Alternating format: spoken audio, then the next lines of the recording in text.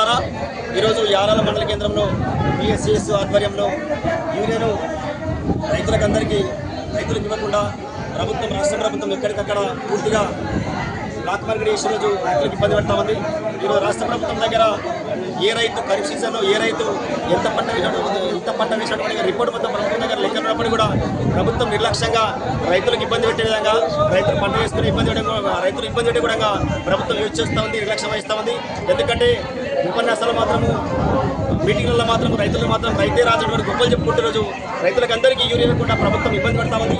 ఎందుకంటే ఇప్పుడు యారాల మండలంలో PSC దగ్గర దాదాపు 450 మంది రైతులు వస్తే కేవలం 250 మాత్రమే బస్తలు తలా ఒకటి ఇచ్చుకుంటూ మిగతా రైతులు మొత్తం ఇబ్బంది పెట్టుకుంటూ ప్రభుత్వం ఆలోచిస్తుంది. కాబట్టి తక్షణమే రాష్ట్ర ప్రభుత్వం ఆలోచించి ఇప్పుడు యారాల మండలానికి రాష్ట్ర వ్యాప్తంగా రైతులందరికీ న్యాయం చేసేవాడు యూరియా పంపించాలని. ఎందుకంటే యూరియా ఎంత వస్తే మనకు అర్థమవుతుంది.